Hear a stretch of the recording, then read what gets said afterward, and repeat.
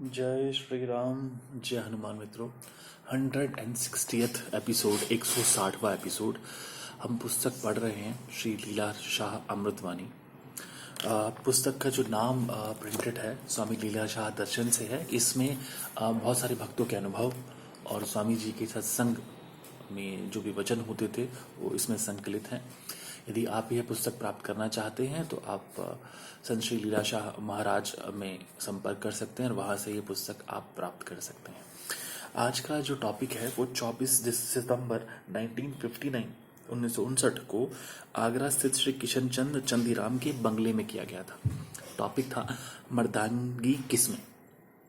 मर्द वह जो अपने कर्तव्य पालन करता रहे, परंतु यदि डरपोक बनकर जंगल में जाकर कंदमूल खाकर अपना जीवन व्यतीत करेगा तो यह कैसी मर्दानगी। मर्द वह जो घर परिवार के साथ साथ दुनिया का आचार व्यवहार भी करता रहे। रहत माया में फिरत उदास, कहत कबीर मैं ताक का दास। कोई भी ऐसा आदमी नहीं होगा जो चाहेगा कि मैं मुसीबत में पड़कर गुमराह हो जाऊं। प्रत्येक अपने मार्ग पर चलने की चेष्टा करता है।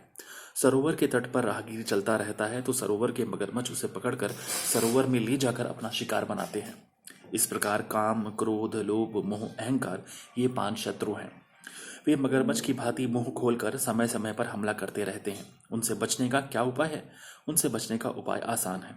उनका किला है मन। जब वह मन वश में हो जाएगा तो फिर वे शत्रु कुछ नहीं कर सकेंगे।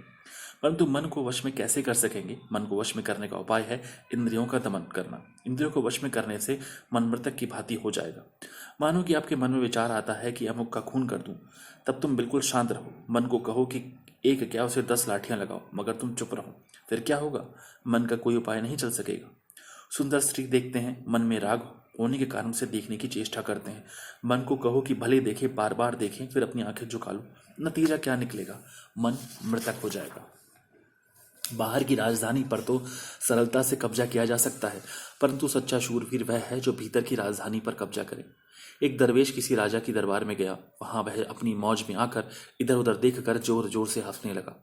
राजा ने मंत्री को बुलाकर कहा कि इस दरवेश से जाकर कहो कि राज दरबार में यह सब शोभा नहीं देता है। मंत्री उठकर दरवेश के पास गया तथा उससे कहने लगा कि हे महाराज, आप यह क्या कर रहे हो? सामने राज दरबार लगी हुई है, राजा भी ब्रजमान है, आपको दरबार का मान सम्मान करना चाहिए। दरवेश ने उससे कहा कि अपने राजा के पास जाकर उससे पूछो कि उसका मन वश में है। मंत्री ने राजा के पास जाकर उसे यह बात बताई। राजा एकदम घबरा गया और मंत्री से कहने लगा, हम मन के गुलाम हैं, जैसा मन कहता है वैसा करते हैं। मंत्री ने यह पैगाम दरवेश तक पहुंचाया। यह सुनकर दरवेश जोर से कहने लगे, अरे यह क्या? आपका राजा तो मेरे नौकर का भी नौकर है। मैंने अपने मन को मार दिया है, मन मेरा गुलाम है। मंत्री ने यह सारी बात राजा को बताई। राजा समझ गया। वह सोचने लगा कि यह तो कोई सच्चा दरवेश लगता है। वह एकदम सिंहासन से उठकर दरवेश के समीप जाकर उससे माफी मांगने लगा। राजा की यह स्थिति देखकर दरवेश ने उस पर कृपा दृष्टि की तथा उससे आत्मिक वृद्धि देकर उसका उद्धार कर दिया। बहुत अच्छा टॉपिक है मर्दानगी किसमें। तो मर्दानगी किसमें स्वामी जी यहाँ पर कहते हैं कि सच्चा शूरवीर वह है जो अपने मन को वश में कर सके। और स्वामी जी इस बात पर जोर देते हैं कि आप निरंतर अभ्यास करते रहिए। एक बार असफल होंगे, 2 बार, 200 बार, 2 करोड़ बार भी असफल हों, तब भी आप प्रयासरत रहिए। क्योंकि यदि आप अपने मन को, अपनी इंद्रियों को अपने वश में कर सकते हैं तो जीवन में आप बहुत कुछ कर सकते हैं। धन्यवाद। जय श्री राम। जय हनुमान।